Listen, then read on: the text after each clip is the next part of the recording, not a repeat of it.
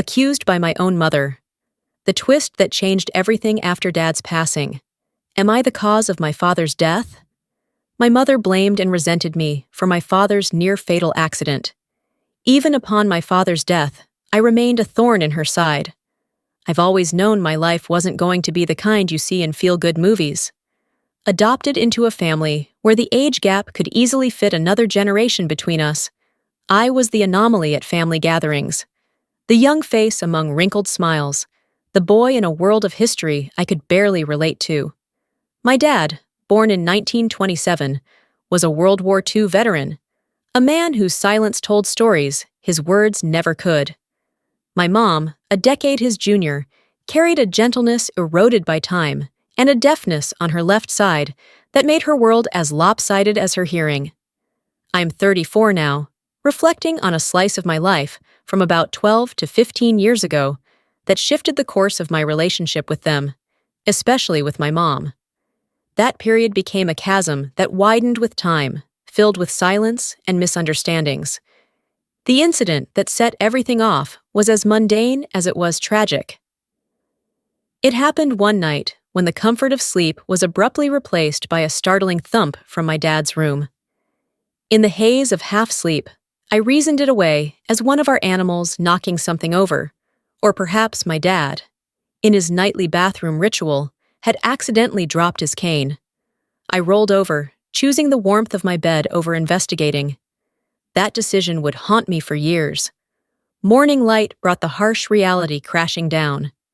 My nephew's scream pierced the usual quiet, a sound so filled with terror that it catapulted me from my bed, rushing into my dad's room. The scene before me was one I'd replay countless times.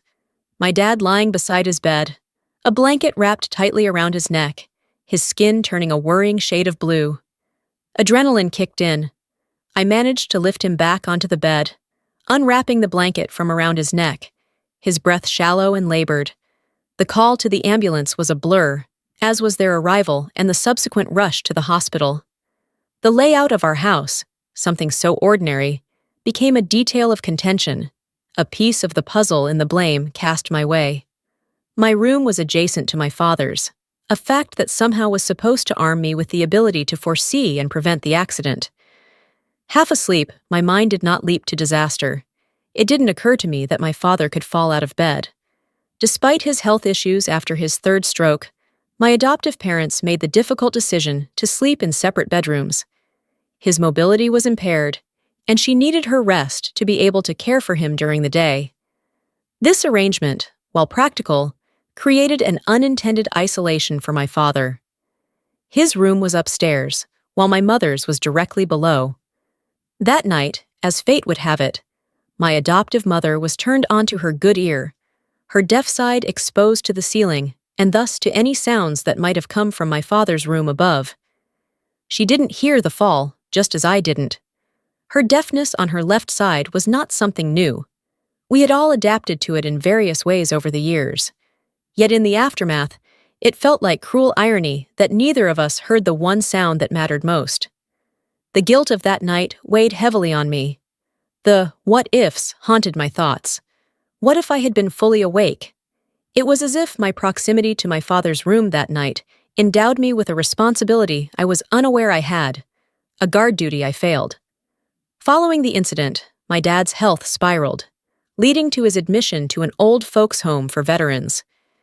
The air in our home thickened with tension, as if every word and gesture were filtered through a lens of blame. My mother, her grief manifesting as anger, directed her fury towards me, the convenient target for her swirling storm of emotions. It didn't matter that the fall was an accident, a tragic twist of fate that I, in my half-asleep state, could not have foreseen or prevented. In her eyes, I was the culprit, the reason her husband, my adoptive father, now lay in a bed at the old folks' home for veterans, his robust spirit dimmed. The initial conflict was a crack in the dam of our family dynamics, releasing a flood of long-suppressed frustrations and resentments. My mother's blame became the soundtrack of my life at home, a constant reminder of that night. Conversations were minefields, Each word I said weighed and found wanting, each silence loaded with accusation. The more she blamed, the more I withdrew, retreating into a shell of indifference to protect myself from the pain of her words. The moment I decided to join the army felt like the first step towards something new, a path that was entirely mine. But that dream quickly became entangled in the web of my family's expectations and my mother's fear of being left alone. My mother, wielding her grief like a weapon, saw my departure not as a young man's quest for his own path, but as abandonment. After filling out the necessary forms, ready to embark on this new journey, my mother took matters into her own hands in a way that left me stunned and betrayed. She spoke to the Army recruiter, a conversation I was not privy to, but the consequences of which I felt deeply. My mother told them I had changed my mind about joining, that I couldn't go through with it. Her words, authoritative and final, painted a picture of doubt and indecision that was entirely hers, not mine. It was a deliberate act rooted in her desperation to keep me close, to ensure I remained at home to take care of my father. The realization that my mother would go to such lengths to keep me anchored to home, to a role she deemed suitable, was both heartbreaking and infuriating. The betrayal of that act, her going behind my back to alter the course of my future, strained our relationship even further. It was a clear sign that my desires, my aspirations, were secondary to her need to keep the family unit intact, regardless of the cost to my own dreams and autonomy. Faced with the collapse of my plans and the unbearable atmosphere at home, I made a decision that would set the course of my life for the next few years. College. A backup plan I had never intended to use became my lifeline. The acceptance letter from a university 200 miles away was my ticket out of the stifling environment of blame and resentment.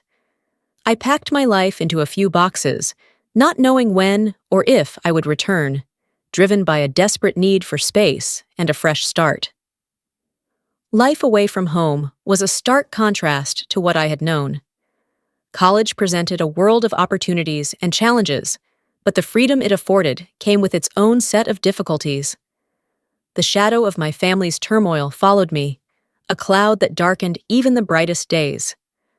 To support myself and avoid the need to return home, I took on 2 jobs, juggling academics and work in a relentless cycle that left little room for rest or reflection. Balancing work and school wasn't easy, but it became my new normal. The campus library was a sanctuary of sorts, a place where I could lose myself among the stacks of books and the quiet hum of students studying. Here, I wasn't the son blamed for his father's accident. I was just another student trying to make ends meet and build a future. The job required meticulous attention to detail, sorting, shelving, and ensuring that the library remained a place of order and learning. It was a quiet, steady job that contrasted well with the chaos of my personal life. The local cafe, on the other hand, was a bustling hub of activity. Here, I was a barista, a friendly face behind the counter, crafting lattes and cappuccinos for a stream of customers. The pace was relentless, the environment lively and sometimes overwhelming, yet there was joy in the rush, in the smiles of satisfied customers, and in the camaraderie with my coworkers. This job taught me resilience, the ability to keep smiling even when I was tired, and to find peace in the rhythm of the work. These jobs, while exhausting, provided me with a sense of purpose. They were my escape from the turmoil back home, a way to prove to myself that I could stand on my own 2 feet. The satisfaction of earning my own way, of being responsible for my successes and failures, was empowering. Amidst the long hours and the tired evenings, I found moments of happiness and pride. Being busy, immersing myself in work and school, helped me to momentarily forget the bitterness of the past, allowing me to focus on building a new future for myself. Yet the question of my departure, of whether my actions had been justified or selfish, remained unanswered, a puzzle I was still working to solve. The emotional toll of separation and blame was heavier than I anticipated. The physical distance from my family did little to ease the burden of guilt and unresolved anger. I missed my father, the man who had, in his quiet way, been a source of strength and stability. My mother's accusations echoed in my mind, a constant reminder of the rift that had grown between us.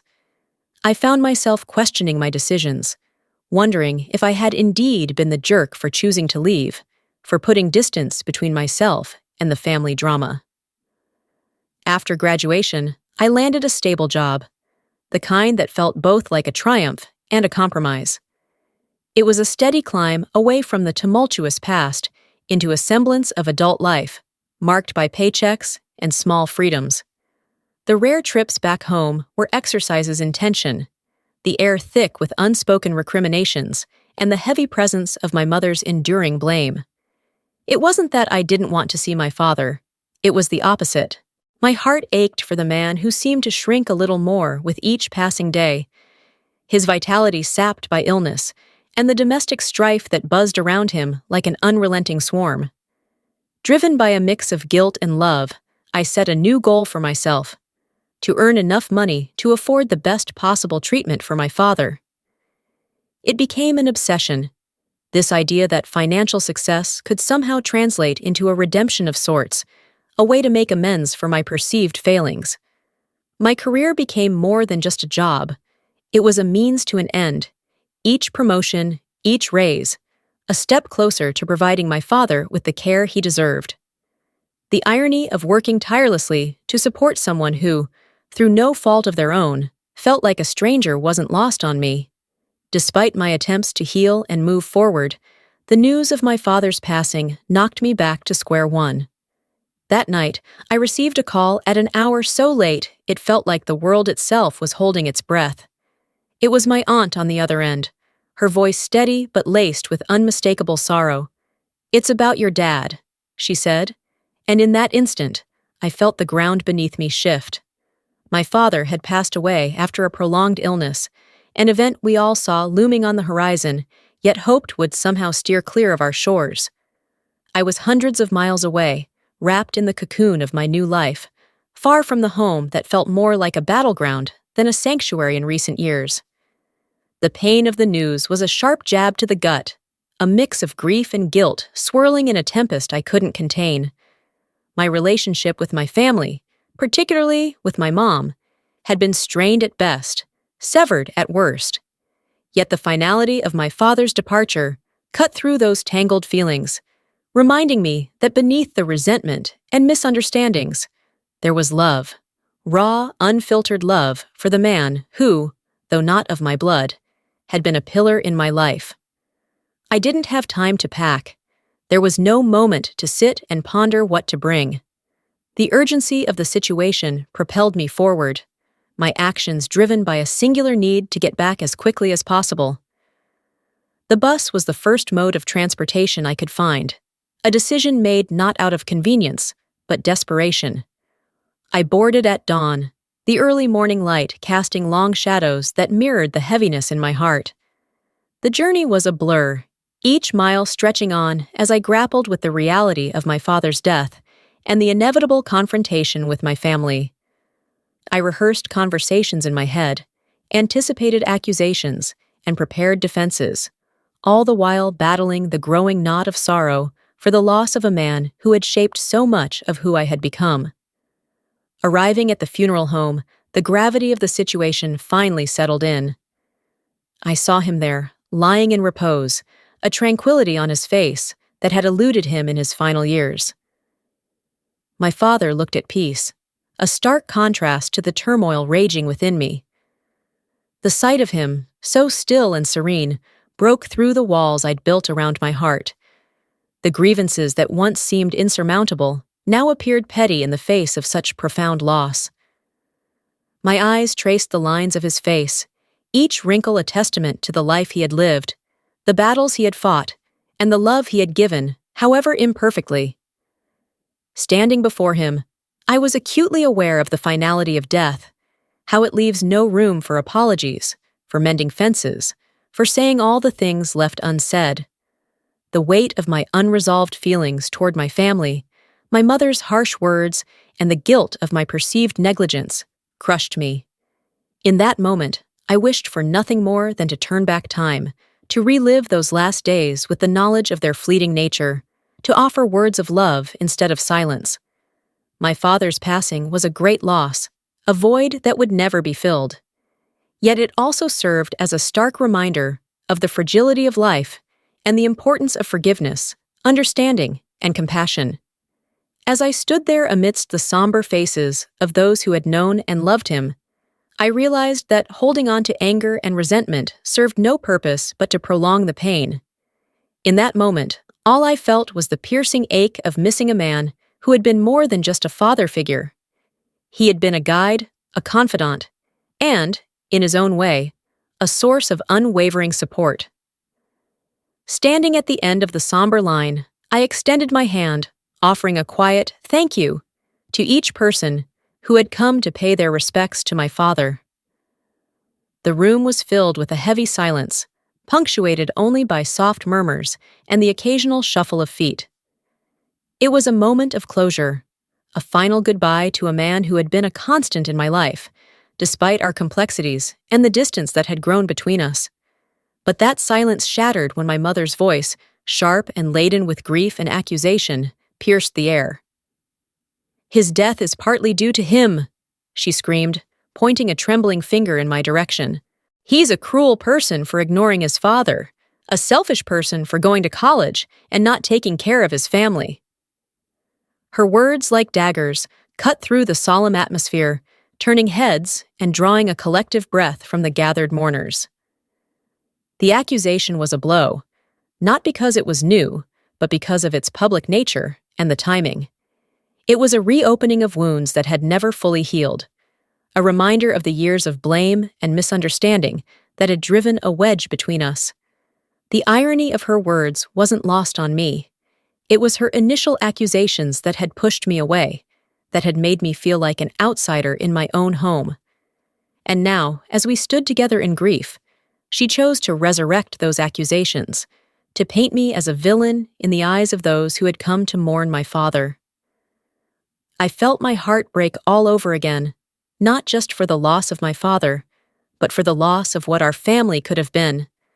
The sadness was overwhelming, a tide of emotion that threatened to pull me under. I had come to say goodbye, to find some semblance of peace in the wake of my father's passing, but instead, I was met with public condemnation from the one person whose acceptance I had longed for. The eyes of the guests were on me, some filled with sympathy, others with judgment.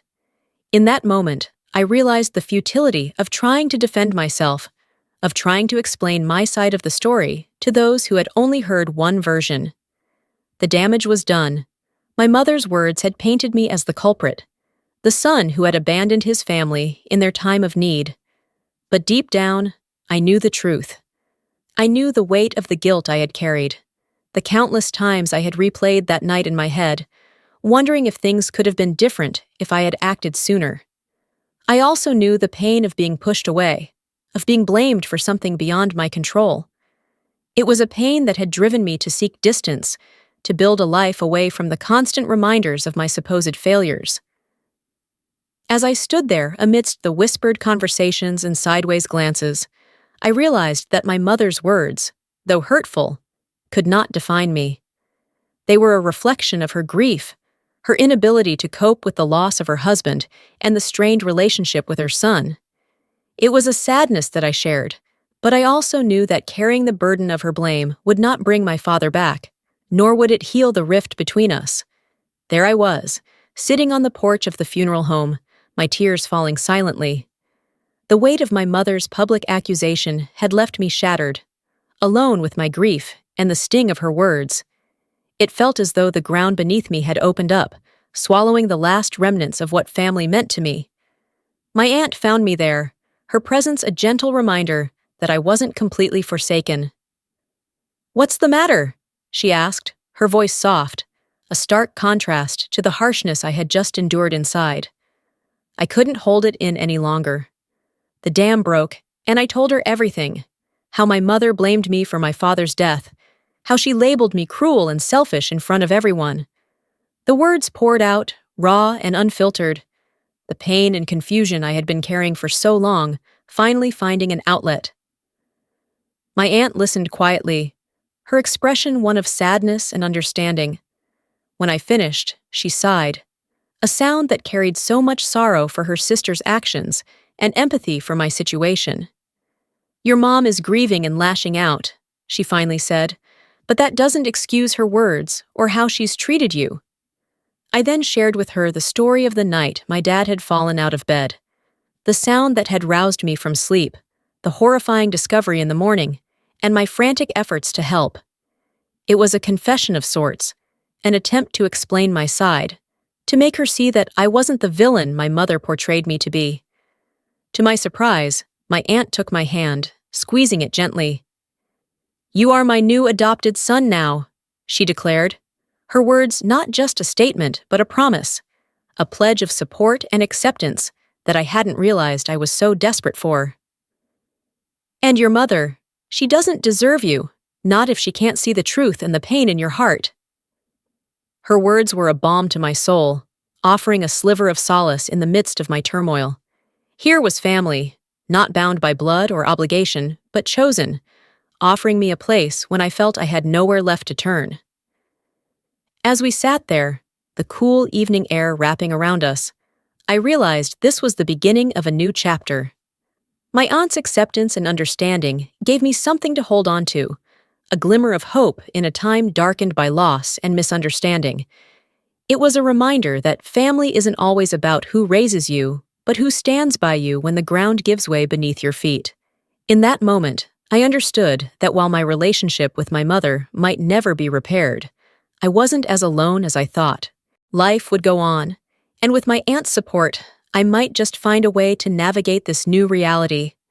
Despite the pain and heartbreak, her words offered a path forward, a chance to rebuild from the ruin left by my father's passing and my mother's blame.